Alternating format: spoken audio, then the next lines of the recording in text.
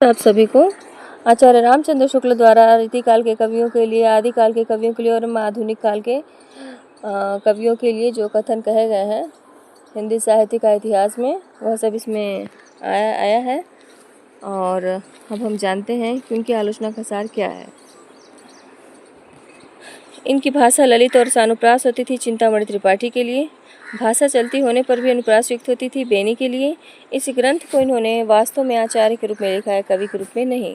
भाषा भूषण ग्रंथ के लिए इसका एक एक दोहा हिंदी साहित्य में एक एक रत्न माना जाता है। बिहारी सतसई के लिए इसमें तो रस के एक ऐसे छींटे पड़ते हैं जिनसे हृदय कलिका थोड़ी देर के लिए खिल उठती है। बिहारी सतसई के लिए यदि प्रबंध काव्य एक विस्तृत वनस्थली है तो मुक्तक एक चुना हुआ गुलदस्ता है। बिहारी सतसई के लिए जिस कवि में कल्पना की समाहार शक्ति के साथ भाषा की समाहार शक्ति जितनी अधिक होगी उतनी ही वह मुक्तक की रचना में सफल होगा। बिहारी के लिए बिहारी की भाषा चलती होने पर भी साहित्यिक है। कविता उनकी श्रृंगारी है पर प्रेम की उच्च भूमि पर नहीं पहुंचती, नीचे ही रह जाती है। बिहारी के लिए है ये भाषा इनकी बड़ी स्वाभाविक, चलती और व्यंजनापूर्ण होती थी।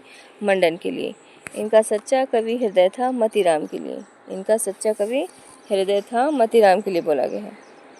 रीतिकाल के प्रतिनिधि कवियों में पद्माकर को छोड़ और किसी कवि में इनके जैसी चलती भाषा और सरल व्यंजना नहीं मिलती। मतीराम के लिए उनके प्रति भक्ति और सम्मान की प्रतिष्ठित हिंदू जनता में उस समय क्या था, उग्र था उनके हृदय में, और आगे भी बराबर बनी रही या बढ़ती गई। भूषण के लिए भूषण के वीर रस के उद्गार सारी जनता के हृदय की संपत्ति हुए। भूषण के लिए जिसकी रचना को जनता का हृदय स्वीकार करेगा उस कवि की कीर्ति तब तक बराबर बनी रहेगी जब तक स्वीकृति बनी रहे। भूषण के लिए शिवाजी और छत्रसाल की वीरता का वर्णन को कोई कवियों की झूठी खुशामद नहीं कर सकता। भूषण के लिए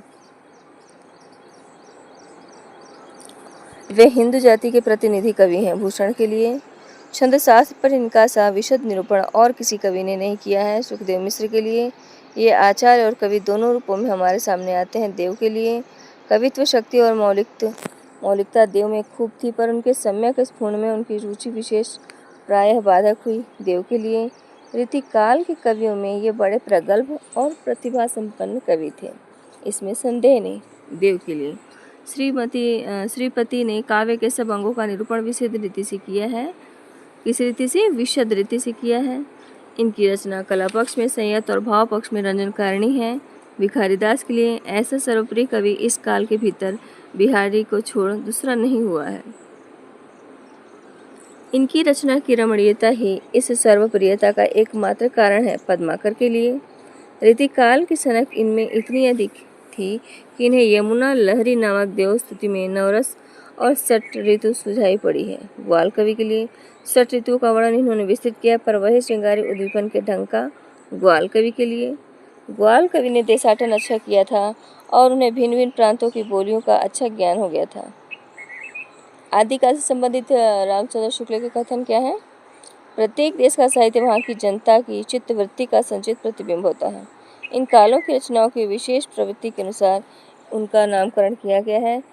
हिंदी साहित्य का आदिकाल संवत 1050 से लेकर 1375 तक, अर्थात महाराजा जो थे उस समय, जो महाराज थे, राजा थे, भोज के समय, महाराज भोज के समय से लेकर हमीर देव के समय के कुछ पीछे तक माना जा सकता है।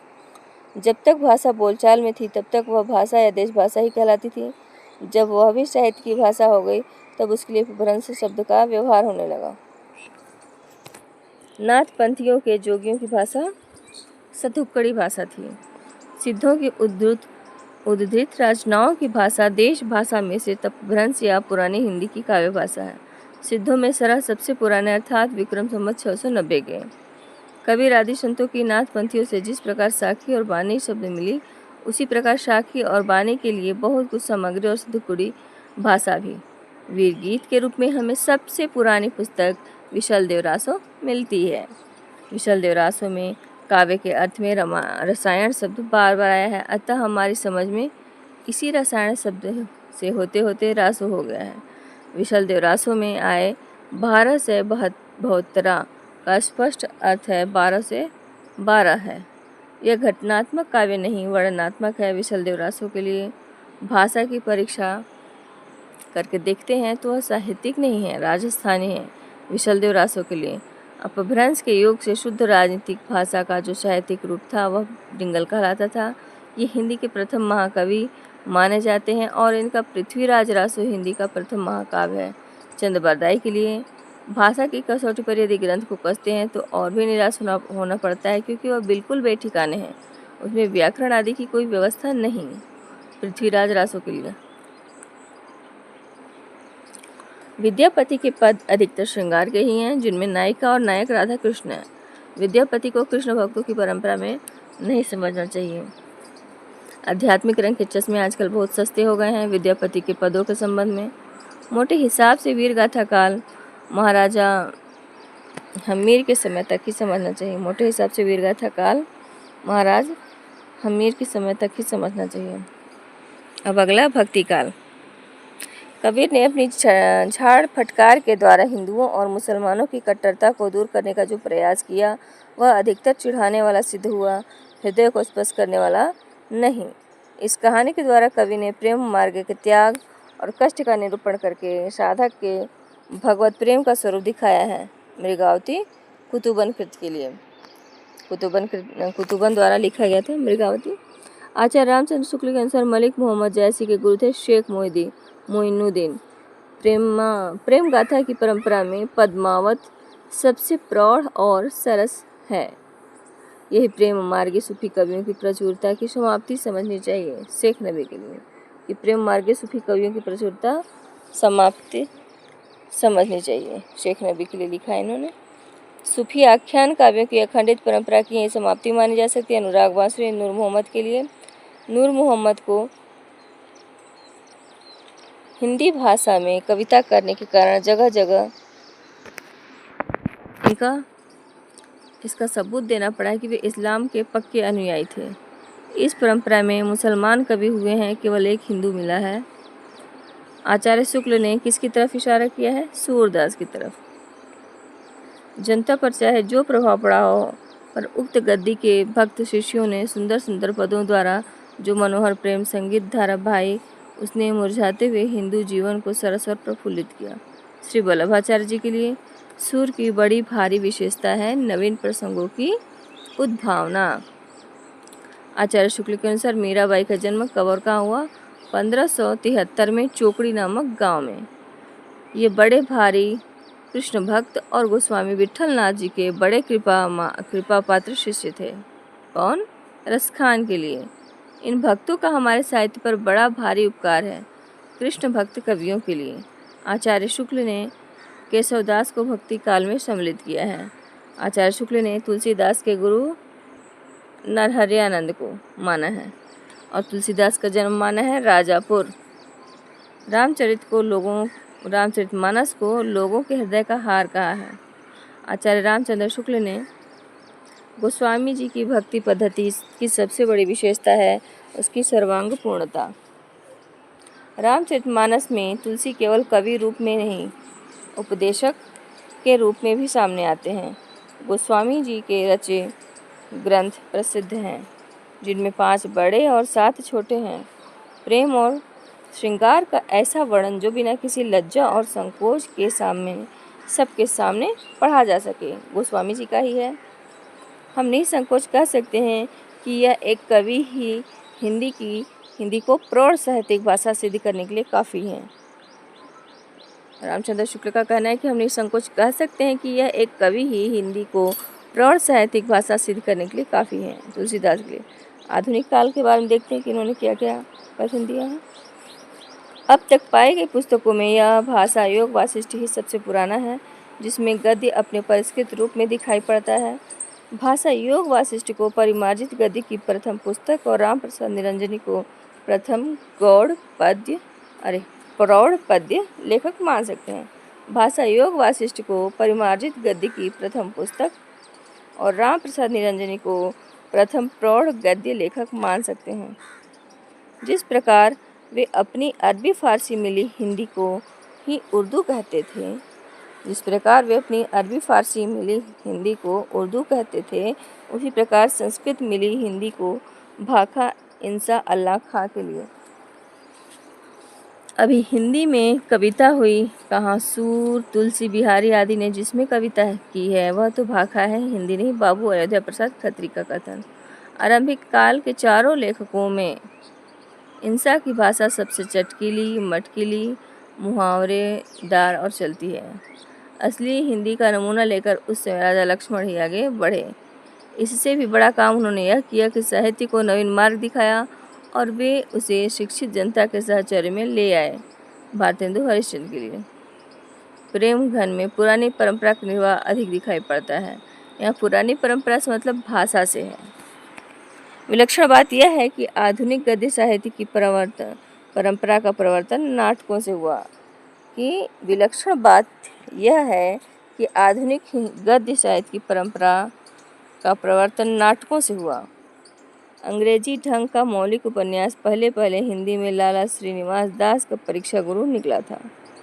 भारतेंदु हरिश्चंद्र की भाषा को हरिश्चंद्री हिंदी कहा है रामचंद्र शुक्ल ने भारतेंदु के नाटक सत्य हरिश्चंद्र को बांग्ला से अनुवादित नाटक माना है। वे सिद्ध वाणी के अत्यंत सरल हृदय कवि थे। भारतेंदु हरिश्चंद्र के लिए अपनी सर्वतोमुखी प्रतिभा के बल से एक ओर तो वे पद्माकर विजयों की परंपरा में दिखाई पड़ते थे, दूसरी ओर बंग देश के माइकेल एवं हेमचंद्र की श्रेणी में। भारतेंदु हरिश्चंद्र के लिए कि अपने सर्वतोमुखी प्रतिभा के बल से एक ओर तो पद्माकर विजयों की परंपरा में दिखाई पड़ते थे, दूसरी ओर बंग देश के माइकेल एवं हेमचंद्र की श्रेणी में। भारतेंदु हरिश्चंद्र के लिए प्राचीन और नवीन का ही सुंदर सामंजस्य भारतेंदु की कला का विशेष माधुर्य है। प्राचीन और नवीन का ही सुंदर सामंजस्य भारतेंदु की कला का विशेष माधुर्य है। श्रीयुत पंडित महावीर प्रसाद द्विवेदी ने पहल विस्तृत आलोचना का रास्ता निकाला। आलस्य का जैसा त्याग उपन्यासकारों में देखा गया है वैसा और किसी वर्ग के हिंदी लेखकों में नहीं। पहले मौलिक उपन्यास लेखक जिनके उपन्यासों की सर्वसाधारण में धूम हुई काशी के बाबू देवकीनंदन खत्री थे। ये वास्तव में घटना प्रधान कथानक या किस्से हैं जिनमें ही जीवन के विविध पक्षों के चित्रण का कोई प्रयत्न नहीं। इससे ये साहित्य कोटि में नहीं आते। देवकीनंदन खत्री के उपन्यासों के लिए उन्होंने साहित्यिक हिंदी ना लिखकर हिंदुस्तानी लिखी। हिंदुस्तानी लिखी जो केवल इसी प्रकार की हल्की रचनाओं में काम दे सकती है। देवकीनंदन खत्री के लिए उपन्यासों का ढेर लगा देने वाले दूसरे मौलिक उपन्यासकार पंडित किशोरीलाल गोस्वामी हैं, जिनकी रचनाएं साहित्य कोटि में आती हैं। साहित्य की दृष्टि से उन्हें हिंदी का पहला उपन्यासकार कहना चाहिए। पंडित किशोरीलाल गोस्वामी के लिए यदि इंदुमती किसी बंगला कहानी की छाया नहीं है तो हिंदी की यही पहली मौलिक कहानी ठहरती है। इसके उपरांत 11 वर्ष का समय, फिर दुलाई वाली का नंबर आता है। 11 वर्ष का समय रामचंद्र शुक्ल ने खुद लिखा है।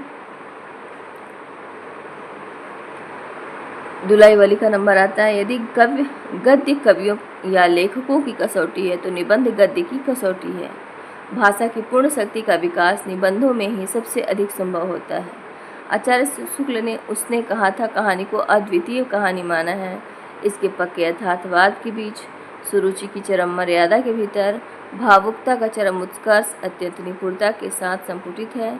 घटना इसकी ऐसी है जैसा बराबर हुआ करती है, पर उसमें भीतर से प्रेम का एक स्वर्गीय स्वरूप झांक रहा है।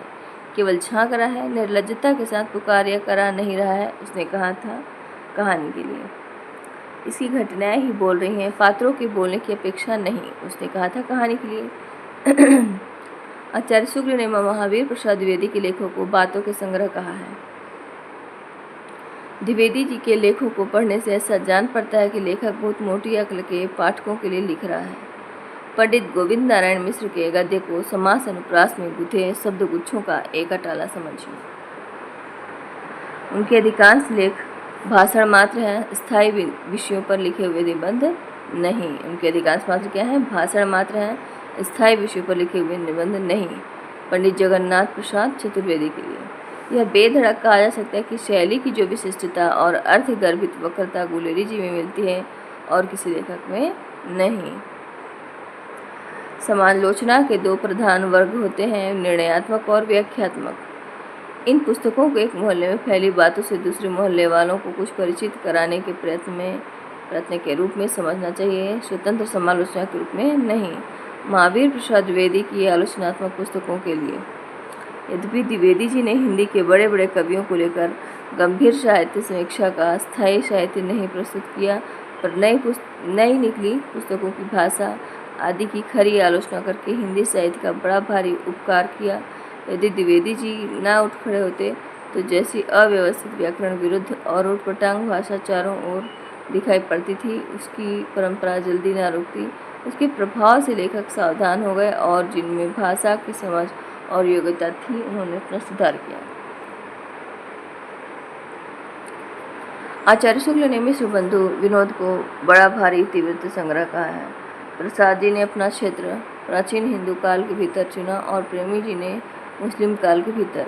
प्रसाद के नाटकों में स्कंद गुप्त श्रेष्ठ है और प्रेमी के नाटकों में रक्षाबंधन। केवल प्रोफेसर नगेंद्र सुमित्रानंदन पंत पुस्तक ही ठिकाने की मिली। केवल प्रोफेसर नगेंद्र की या डॉक्टर नगेंद्र की सुमित्रानंदन पंत पुस्तक ही ठिकाने की मिली छायावाद के आलोचना के संबंध में।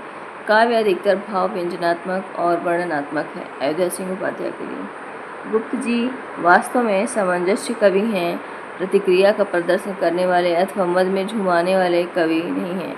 सब प्रकार की उच्चता से प्रभावित होने वाले हृदय उन्हें प्राप्त हैं। प्राचीन के प्रति पूज्यभाव और नवीन के प्रति उत्साह दोनों इनमें हैं। मैथिली शरण गुप्त के लिए। उनका जीवन क्या था? जीवन की विषमता का एक छटा हुआ दृष्टांत था। उनका जीवन क्या था? जीवन की विषमता का एक छाटा हुआ दृष्टांत था। पंडित सत्यनारायण कवि रत्न के लिए। उसका प्रधान लक्ष्य काव्य शैली की ओर था, वस्तु विधान की ओर नहीं। अर्थभूमि या वस्तु भूमि का तो उसके भीतर बहुत संकोच हो गया। छायावाद के लिए। हिंदी कविता की नई धारा का प्रवर्तन इन्हीं को, विशेषतः मैथिली शरण गुप्त और श्री मुकुटधर पांडे को समझना चाहिए। छायावाद के लिए।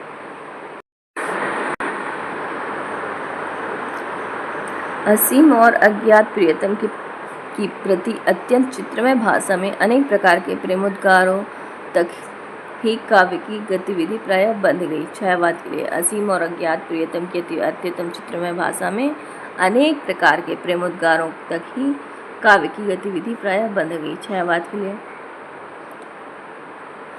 छायावाद शब्द का प्रयोग रहस्यवाद तक ही न रहकर काव्य शैली के संबंध में प्रतीकवाद के अर्थ में होने लगा। छायावाद को चित्रभाषा या अभिव्यंजन पद्धति कहा है शुक्ल ने।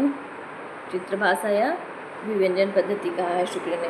छायावाद शब्द का प्रयोग दो अर्थों में समझना चाहिए। एक तो रहस्यवाद के अर्थ में, जहाँ उसका संबंध काव्य वस्तु से होता है, अर्थात जहाँ कवि उस अनंत और अज्ञात प्रियतम को आलम्बन बना करके अत्यंत चित्रमयी भाषा में प्रेम की अनेक परंपरा से व्यंजना करता है।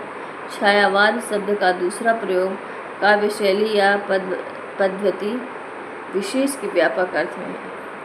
छायावाद का सामान्यतः अर्थ हुआ प्रस्तुत के स्थान पर उसकी व्यंजना करने वाली छाया के रूप में अप्रस्तुत का कथन। छायावाद का केवल पहला अर्थात मूल अर्थ लिखकर तो हिंदी काव्य क्षेत्र में चलने वाली श्री महादेवी वर्मा ही हैं।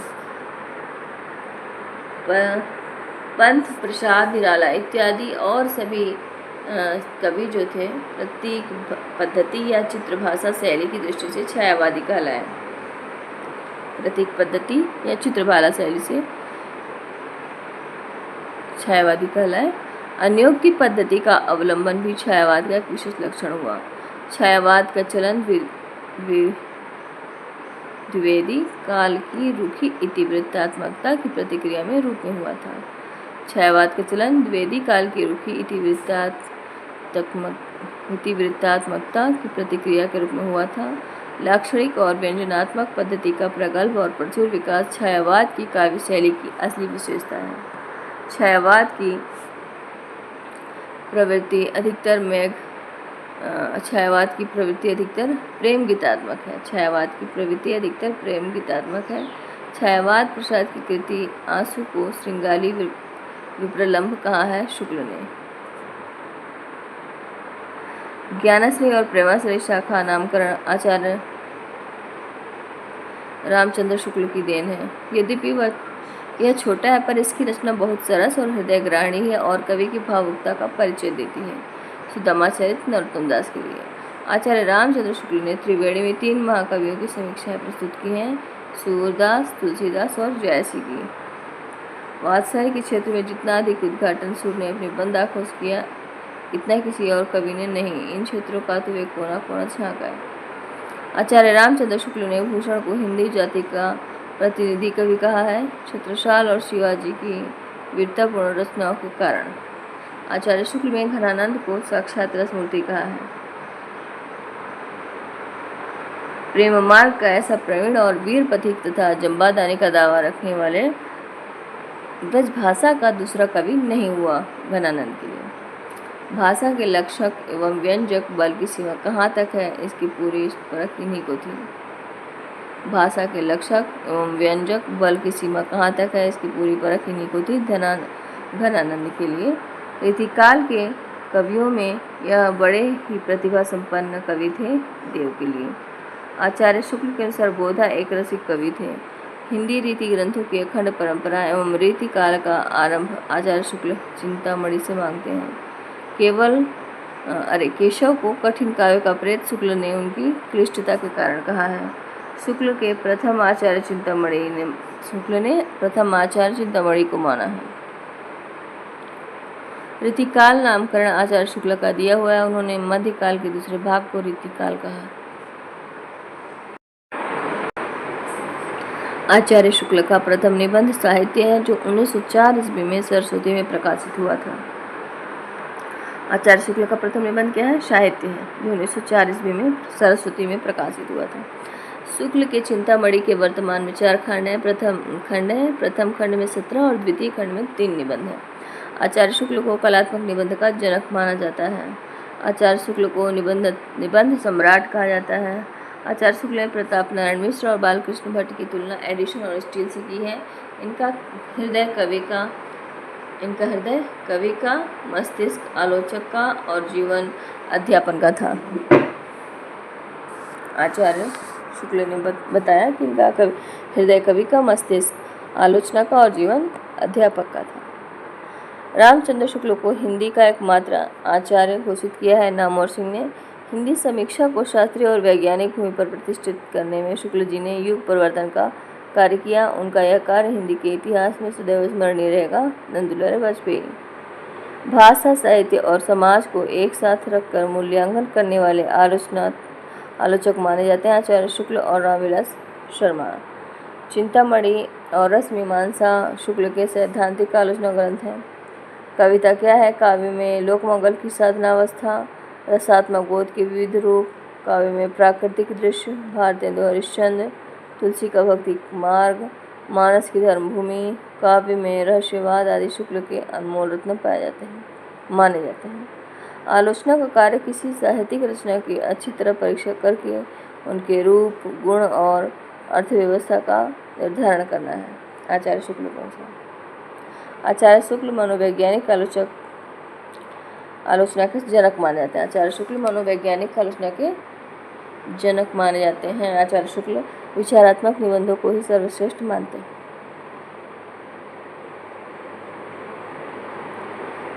हिंदी आलोचना को साहित्यिक रूप आचार्य शुक्ल ने प्रदान किया।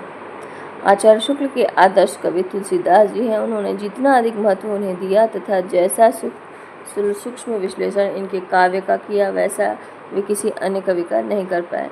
हिंदी के पुराने कवियों को समालोचना के लिए सामने लाकर मिश्र बंधुओं ने बेशक बड़ा जरूरी काम किया। उनकी बातें समालोचना कही जा सकती हैं या नहीं, यह दूसरी बात है। आचार्य शुक्ल। आचार्य रामचंद्र शुक्ल हिंदी की गौरव थी। समीक्षा क्षेत्र में उनके कोई प्रतिद्वंदी न उनके जीवन काल में था, न अब कोई उनके समकक्ष आलोचक है। आचार्य शब्द ऐसे ही कर्ता साहित्यकारों के योग्य है। आचार्य हजारीप्रसाद द्विवेदी जी का कथन।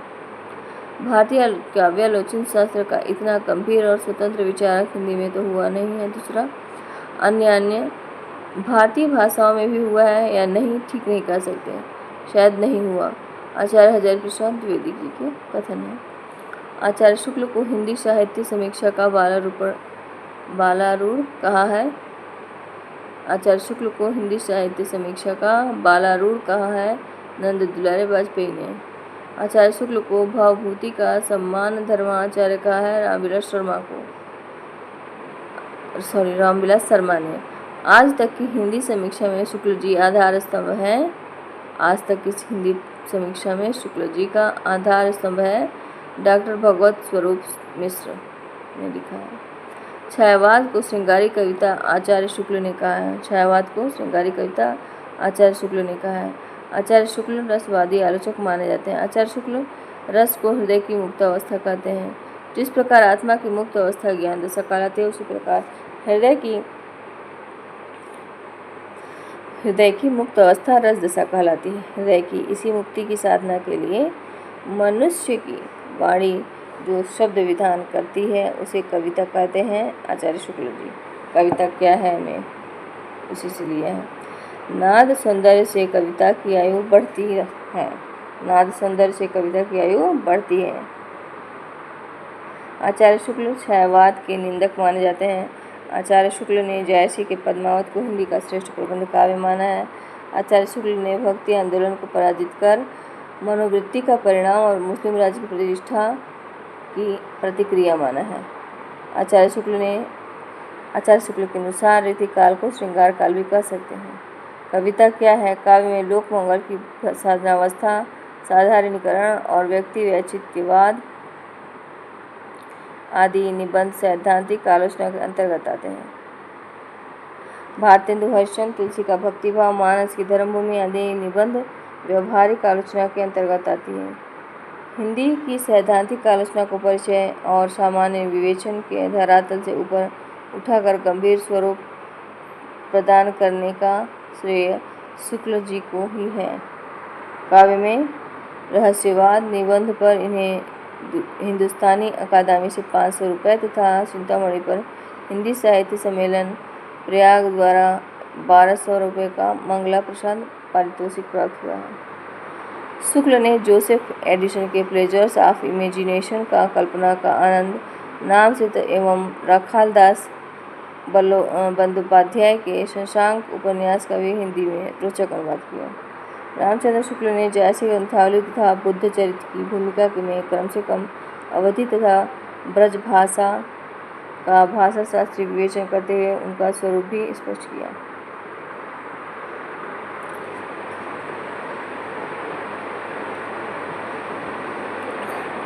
उन्होंने सैद्धांतिक समीक्षा पर लिखा जो उनकी मृत्यु के पश्चात संकलित होकर रसमीमांसा नाम की पुस्तक में विद्यमान है तथा तुलसी जयसी की ग्रंथावलियों एवं भ्रमर गीत सार की भूमिका में लंबी समीक्षाएं व्यवहारिक समीक्षाएं लिखी, जिनमें से 2 गोस्वामी तुलसीदास तथा महाकवि सूरदास अलग से पुस्तक रूप में भी उपलब्ध है। दर्शन के क्षेत्र में भी उनकी विश्व प्रपंच पुस्तक उपलब्ध है। पुस्तक तो यूँ रिडल ऑफ द यूनिवर्स का अनुवाद है, पर उसकी लंबी भूमिका शुक्ल जी के द्वारा किया गया मौलिक प्रयास है। उन्होंने आलम्बनत्व धर्म का साधारणीकरण माना। काव्य शैली के क्षेत्र में उनकी सर्वाधिक महत्वपूर्ण स्थापना बिंब ग्रहण को श्रेष्ठ मानने संबंधी है। शुक्ल ने काव्य को कर्मयोग एवं ज्ञान योग के समकक्ष रखते हुए भावा योग जो कहा, शुक्ल ने काव्य को कर्मयोग और ज्ञान योग के समकक्ष रखते हुए भाव योग का जो मनुष्य के हृदय को मुक्त अवस्था में पहुंचाता है। वे कविताएं भी लिखते थे। उनका एक काव्य संग्रह है मधु स्रोत।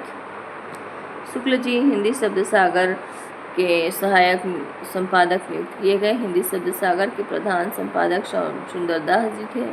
हिंदी शब्द सागर का प्रकाशन 11वें खंडों में हुआ। शुक्ल जी ने शब्द सागर की भूमिका के लिए हिंदी साहित्य का विकास लिखा। उसी तरह श्याम सुंदर दास ने हिंदी भाषा का विकास लिखा। श्याम सुंदर दास की यह इच्छा थी कि दोनों भूमिकाएं संयुक्त रूप से प्रकाशित हों और लेखन के रूप में दोनों का ज्ञान छपे, दोनों का नाम छपे, ज्ञान नहीं नाम छपे। शुक्ल जी ने इसका घोर विरोध किया। यह कहा जाता है कि सभा में लाठी के बल पर रात में अयोध्या सिंह उपाध्याय ने जाकर इतिहास पर शुक्ल जी का नाम छपवा दिया। श्याम सुंदर दास ने आत्मकथा में स्वीकार करते हुए लिखा भी है कि आचार्य शुक्ल ने शब्द सागर बनाया और शब्द सागर ने आचार्य शुक्ल की। शुक्ल के इतिहास का ढांचा चिंतन पर आधारित था। शुक्ल जी की मृत्यु पर जैसे शोक कविता निराला ने लिखी है, वैसी आज तक किसी की मृत्यु पर नहीं लिखी गई है। शुक्ल जी रस मीमांसा पुस्तक पूरी नहीं कर पाए थे, उसके लिए उन्होंने नोट्स लिए थे। उसी नोट्स को विश्वनाथ प्रसाद मिश्र ने संपादित कर छाप दिया।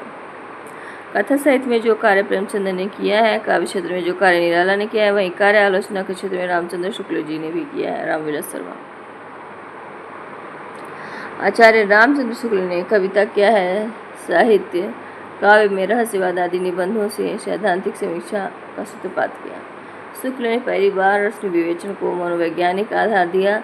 रस मीमांसा में रस के शास्त्रीय विवेचन की मौलिक व्याख्या प्रस्तुत की। लोक हृदय में हृदय के लीन होने की दशा का नाम ही रसदशा है। शुक्ल सूरदास को शुक्ल ने प्रेम का, जिसके अंतर्गत पालन एवं रंजन आते हैं, कवि माना है, और तुलसीदास को करुणा का, जिसके अंतर्गत लोक रक्षा का भाव आता है। तुलसीदास शुक्ल जी के आदर्श कवि हैं। तुलसी को ही केंद्र बिंदु में रखकर शुक्ल जी ने अपनी आलोचना के मानदंड निश्चित किए। शुक्ल जी के अनुसार रामकथा के भीतर कई स्थान मर्मस्पर्शी हैं, जिसमें सबसे मर्मस्पर्शी राम वन गमन का प्रसंग है। जयसी को रामचंद्र शुक्ल ने सूफी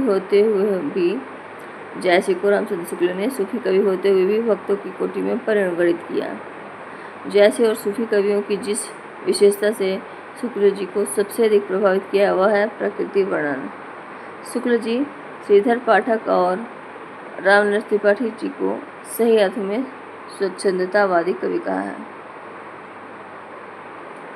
शुक्ल जी छायावाद के आध्यात्मिक रहस्यवादी के विरोधी थे।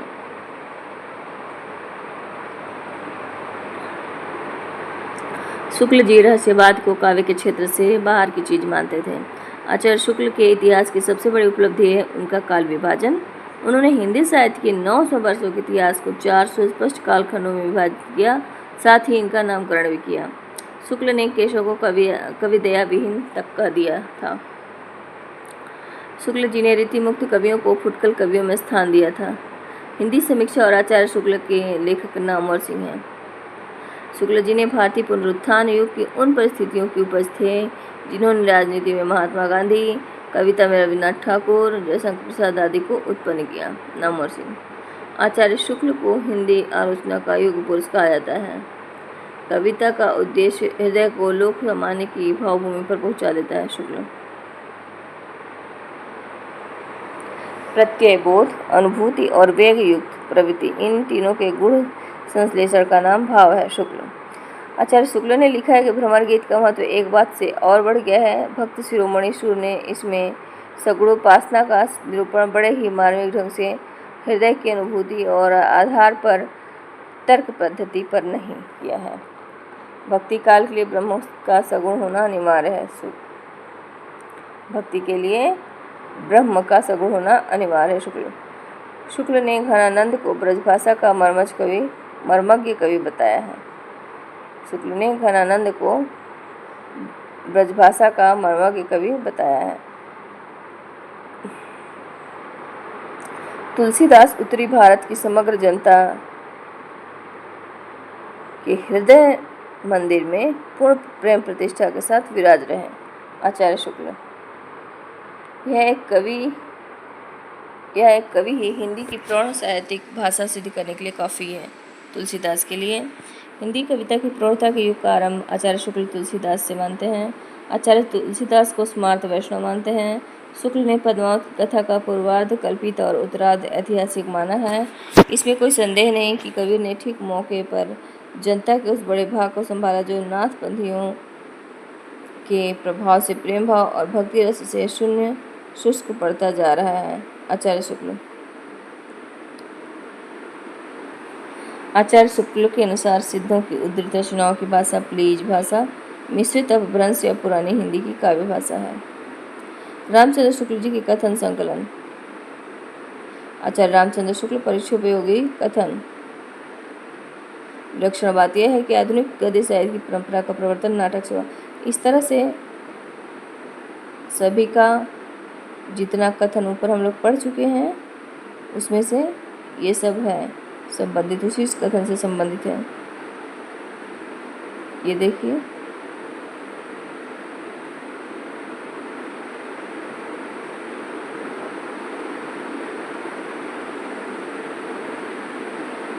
सुखदेव मिश्र, शिवाजी और छत्रसाल की वीरता, ये सब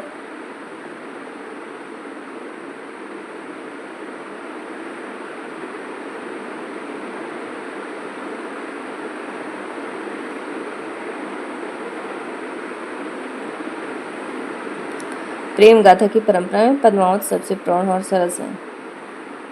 मंडन मिश्र के बारे में, पद्मावत किसका है, विचार कीजिए।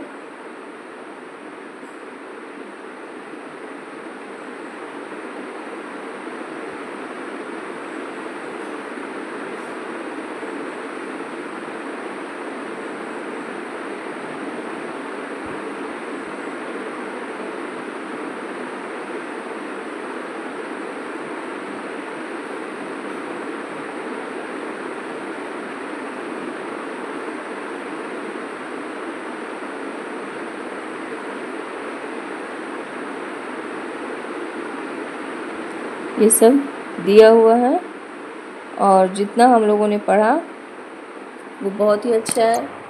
उनके कथन का पूरा संग्रह है। आदिकाल, भक्ति काल, रीति काल, उसके बाद आधुनिक काल में भारतेंदु काल, छायावादी युग, अभी शुक्लोत्तर युग के बारे में उन्होंने नहीं बताया।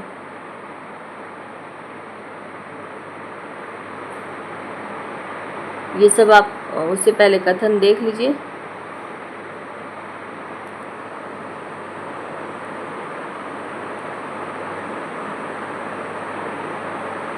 ये सब क्वेश्चन दिया है, जो कथन दिया गया है उसी का सब क्वेश्चन है जो हमारे एग्जाम में आ ही जाता है।